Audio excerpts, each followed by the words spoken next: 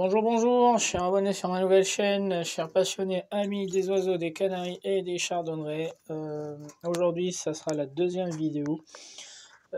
Après la première qui ciblait le sexage, la procédure de sexage, comment reconnaître les mâles et les femelles chez les humains, donc un petit prérequis là à droite. Donc pour les humains, pour reconnaître le mâle de la femelle, le mâle se distingue par la dernière paire de ces chromosomes qu'on appelle les chromosomes sexuels qui déterminent le sexe, XY, la femelle sans XX.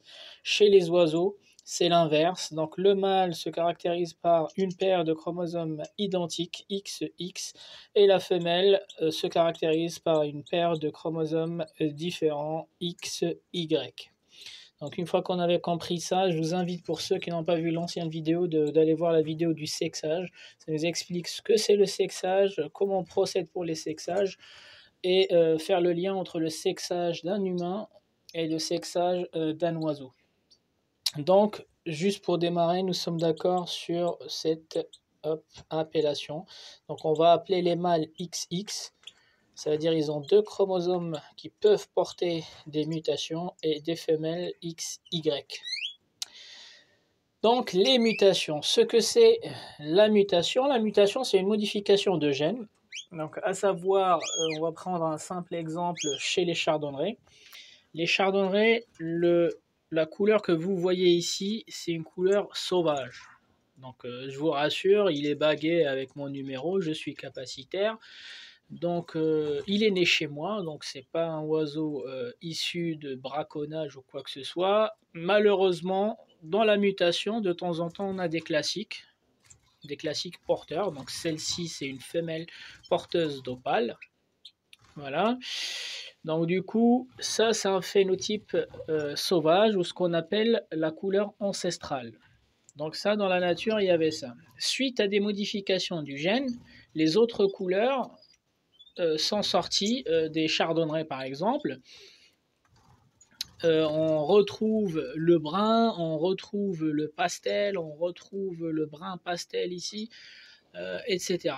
Donc la base, c'est la couleur sauvage ou ancestrale. Il y a eu des erreurs dans les gènes, il y a eu des mutations, donc les gènes ont muté pour donner naissance aux couleurs qu'on connaît ou qu'on ne connaît pas. Il y a certaines couleurs qu'on ne connaît toujours pas, hein. Voilà, donc même la gorge blanche que vous voyez au-dessus de cette femelle-là, elle est issue d'une mutation de gène qu'on va voir aussi. Je sais pas, il focalise, voilà. Donc la gorge, il n'y a pas que la couleur, il y a aussi la taille, il y a des taches, etc. Donc pour revenir, donc la mutation, c'est quoi? C'est une modification dans les gènes, et cette modification dans les gènes se traduit par des couleurs qui sont différentes, des tailles qui sont différentes, et ça intéresse les éleveurs. Certains éleveurs visent certaines mutations. Tout le monde veut avoir des mutations, mais il faut savoir, il faut connaître les règles de la mutation pour pouvoir travailler son élevage et avoir les mutations qu'on souhaite, et non pas des mutations au hasard. Donc, il y a plusieurs types de mutations. Il y a une mutation liée au sexe, c'est le plus classique. Ça, c'est là où ça demande beaucoup de calcul, parce que les mutations récessives et les mutations dominantes, ça ne demande pas beaucoup de calcul. Excusez-moi, la vidéo, elle est floue. Je sais pas, il va peut-être faire le point. Voilà. Donc, les mutations liées au sexe. Prenons un exemple. On va voir dans une cage, dans un couple, on va prendre un exemple. Donc nous avons un mâle fois une femelle. Donc si je reviens ici, les notions qu'on avait prises sur l'ancienne vidéo, le mâle, il est caractérisé par deux chromosomes XX.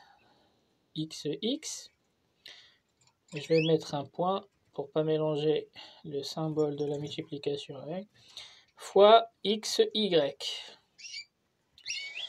Alors, ce qu'il faut savoir, c'est certaines mutations, les mutations liées au sexe, ne se mettent que sur les chromosomes X. Ça veut dire celui-ci, le Y, il est neutre. Le Y ne porte pas certaines mutations chez la femelle. Il n'y a que les X qui portent ces mutations. Il va y avoir d'autres mutations qui sont portées pour le Y, mais on va voir ça plus tard. Mais pour l'instant, tout ce qui est agate, tout ce qui est pastel, tout ce qui est Isabelle, tout ce qui est satiné. Je vous cite pas l'humo parce que pour moi l'humo c'est un changement de pigment dans l'agate. Donc agate ou humo, c'est la même catégorie. Je sais pas si l'anxi... Non, pour moi c'est bon. On a fait le tour. Les mutations de base, le brun, pardon. J'ai failli oublier le brun. Je suis en train de regarder dans mes canaries. Le brun pastel aussi. Le brun pastel. Voilà. Donc ces mutations-là, vous regardez, hein, la plupart des éleveurs, ils commencent par ces mutations parce qu'elles sont abordables en termes de prix. Donc ces mutations-là, ce qu'il faut savoir, c'est qu'elles ne sont pas portées par le chromosome Y de la femelle. Donc on se retrouve avec ces mutations-là qui existent 2 fois chez un mâle et 1 seule fois chez une femelle. Donc prenons un mâle agate par une femelle agate aussi. Donc dans les chromosomes, on va symboliser l'agate avec un A. Donc pour que le mâle soit agate de l'extérieur, pour que le mâle soit couleur agate, il faut absolument que les 2 chromosomes soient agate. Absolument. Un seul, c'est pas un agate. Ça peut être un classique porteur d'agate. Pour que le mâle soit agate de l'extérieur, on est obligé de lui associer 2 chromosomes agate. Par contre, cette fois-ci, pour la femelle, pour que la femelle soit une agate, elle n'a pas besoin de 2 chromosomes agate. Elle n'a besoin que d'un seul chromosome agate, parce que celui-ci ne travaille pas sur l'agate. Pour les mutations agate, le chromosome Y n'est pas actif. Donc, la femelle, cette femelle qui est agate, elle a récupéré un gène agate, soit de sa mère, soit de son père.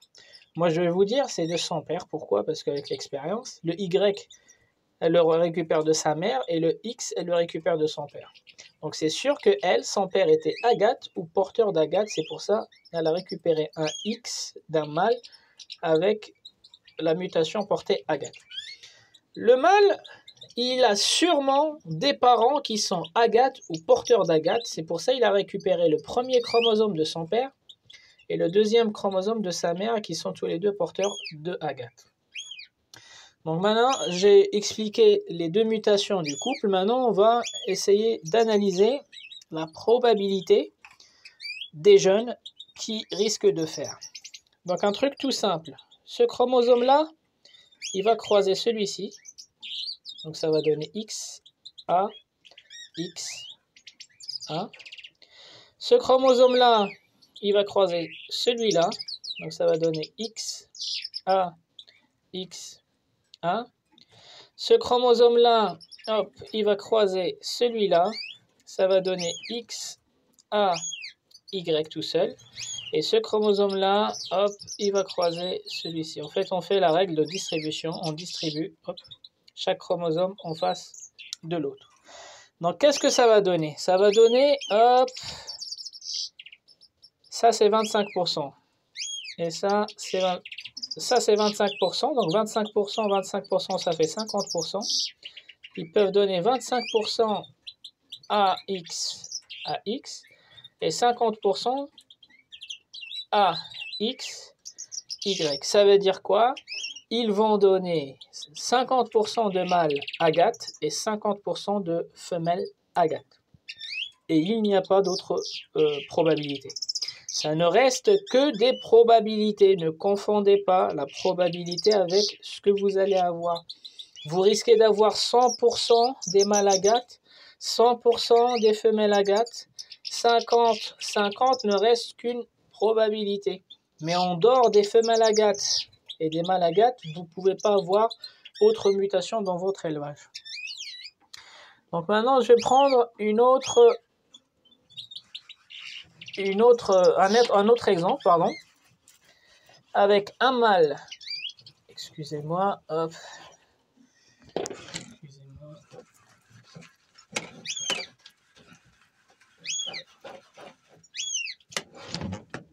Voilà, donc maintenant, je vais prendre un mâle agate par une femelle classique. Mâle agate, femelle classique, pas porteuse du tout.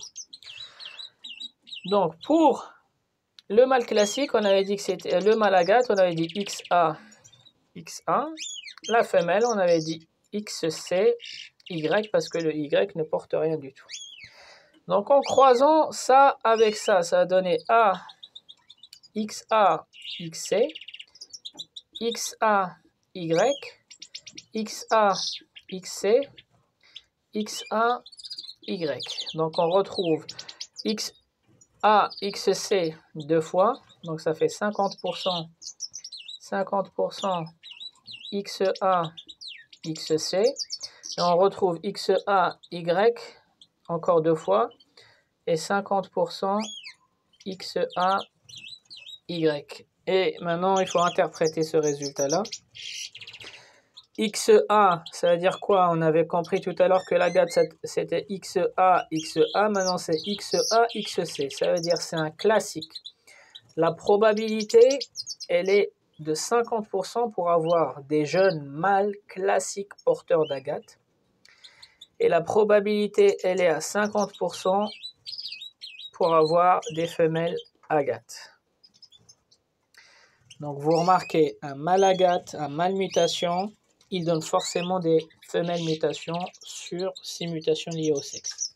Donc ça, règle numéro 1. Règle numéro 1, quand on a des mâles mutations avec des femelles porteuses ou des femelles classiques, il faut partir déjà du principe que toutes les filles, elles vont suivre le papa, la mutation du père, parce qu'il leur donne le chromosome X avec sa mutation.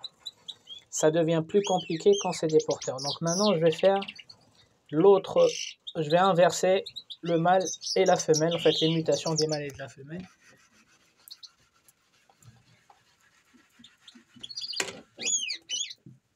Donc maintenant, je vais partir sur un mâle classique, porteur, agate, et une femelle, agate.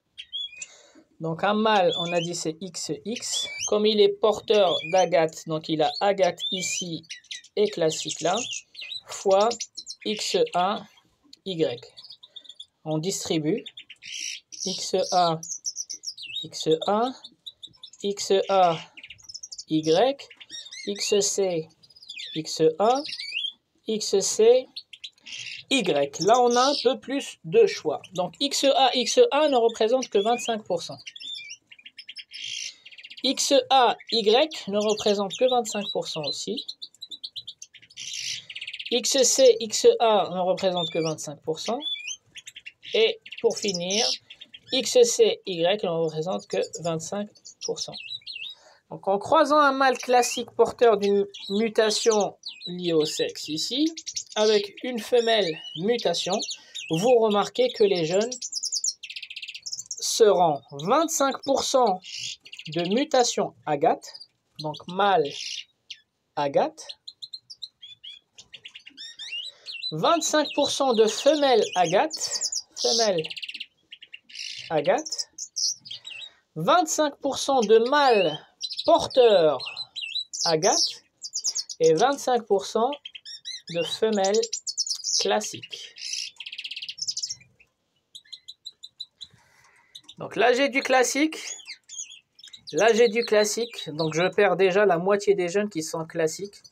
Ici pas porteur, ici porteur, mais ça reste quand même du classique. Donc je n'ai que 50% de ma probabilité pour que mes jeunes soient des agates. Alors que tout à l'heure, on avait 50% qui sont vraiment agates. Donc, si vous privilégiez une mutation entre les parents, il faut toujours privilégier la mutation du mâle sur les femelles parce que vous aurez systématiquement des femelles qui sont de la mutation du père et parce que le père, il distribue ses deux chromosomes X sur ses garçons et sur ses filles, alors que la femelle ne distribue que le X sur les garçons. Donc on fait un dernier exemple pour être sûr qu'on a bien compris. Et cette fois-ci, je vais essayer de prendre deux mutations. Hop. Donc un mâle fois une femelle. Alors on va prendre du brun par exemple. On va prendre de l'Isabelle.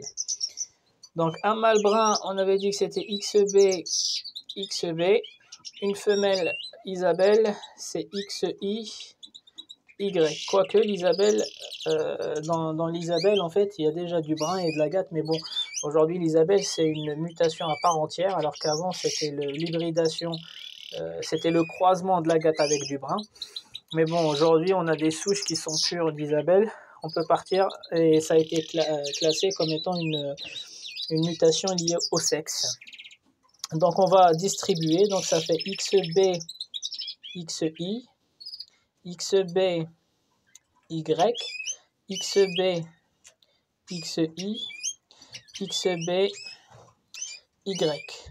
Donc celui-ci avec celui-ci, ça nous fait 50% de mâles bruns porteurs d'Isabelle et 50% de femelles brunes.